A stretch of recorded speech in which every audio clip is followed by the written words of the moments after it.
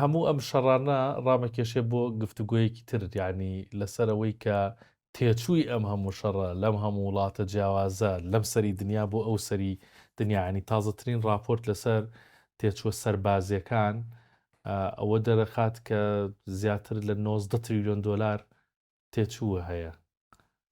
ئەمە ژمارەیەکی زۆر زەبەلاحە لە جیهانە. ڕێی تێچێ وایە بەڵێ لە نێوان ئەم هەموو وڵاتە بەم هەموو ڕێی تێشێ بڵێ ئەڕوا ئەو پارەیە ئەڕوا تۆ وەکو باسمان کردووە موشک هەیە تۆ بەکاری دێنی بای 15 ملیۆن دلار موشک هەیە بەکار بۆ نمونە بەداتا هەمانە گەر برادران بۆمان بخەنە ناو شاشەکە کە چۆن ئاماژە پێکراوە بڵێ ساڕۆخی کنجال مەسە موشکی کنجال مێکسیویەکی رووسی هەڵێگرێ بەکاری دێنی هەروەکو وتم لە 5 ملیۆن دلارەوە و سەرکەوە بڕۆ موشکی پاتریۆت لە 3 ملیۆن و نیوە موشکی ثاد مەسەلەن بەرگری ئاسمانی و ئەوانە حسابی بکە لە تاکو 25 ملیۆن دلار ڕوا یەک موشکێک کاک سەلام ئەوە یعنی ئەو 90 تریلیۆن دلارە کاریگەری لەسەر ئابووری جیهان حتممە دروست کردو ینی باسم لەوە کرد کە بۆ مەسلەی چەک و تەخەمەنی بەجیا بۆ مەسلەی هەواڵگری بەجیا بۆ مەسلەی چەسپاندنی ئاشتی پاراستنی ئاشتی تیرۆر 8 میلیارد دلاری بۆ تەرخان کراوە بە نمونە 22 میلیارد دلار بۆ چەکی بچووک 142 میلیارد دلار بۆ دەستگیرکردن ینی ئەمە دابش بۆ بەسەر وڵاتانە حتمما کە ئەو مەبلغی دەرکردووە بەڵام کاریگەریەکەی یەجگار گەورەیە ئەمە پرسمێسا بوجەی سەربازی وڵاتان مەسەڵەن گەیشتووە بەچەند تایبەت وڵاتە زلێزەکان ئەوانش هەر لە زیاد بوونە وایە مویان لە زیاد بوونە ینی ترامپ ئاخر بڕیاری ئەوەیە کە بیگەێنێتە تریلیۆنە دلار میزانی عسکەری ئەمریکا بێتن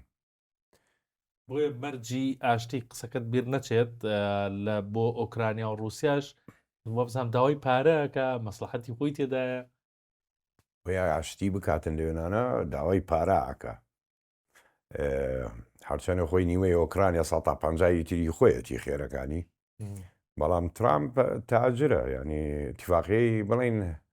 سایکس بیکۆی دووەم دێنێتە مەدان بەڵام ئەم سایکس بیکۆیە ناوی ترامپ پۆتینە بێتن نۆک سایکس بیکۆ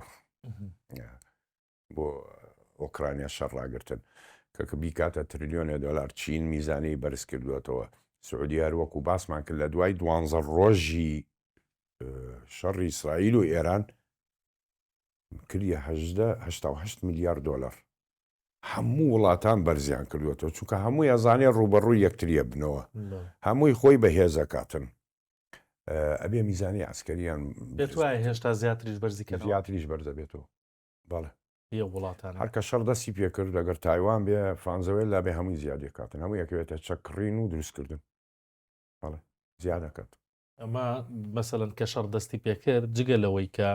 تێچۆکە لە دروستکردنی چەک و کڕین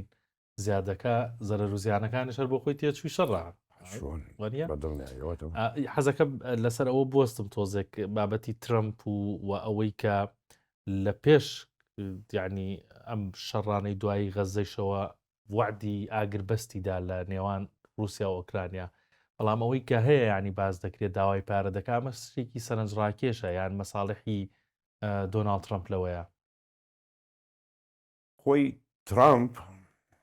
شەڕی ئۆکرانیا و رووسیا تۆ ترامپ کێشەیەتری هەیە کە یەکێتی ئەوروپایە کە ناوێت شەڕ بۆستێتن شەتی ئەوروپا ئەوێ بەردەوام بێ ئەم شەڕە ئەو هەموو پارەیە خەرجەکە ئەیدا بە ئۆکرانیا چەکێداتێ تاکو بەس رووسیا زەعیف کاتەوە دوار ڕۆژە ئەوروپا ڕوبەڕووی رووسیا نەبێتەوە ڕای بگرێت لەو ڕادەیە ئەوان ئەمان گیان ئەمەیە بەڵام ترامپ تاجرە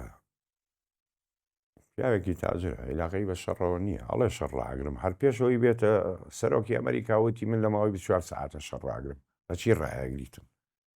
چێ ڕازێ بێ بە شەرتەکانی کە تۆ جەنا بدایەنیت پۆتین مستەحیلە ڕازی بێتن زلێنسکی شەروەها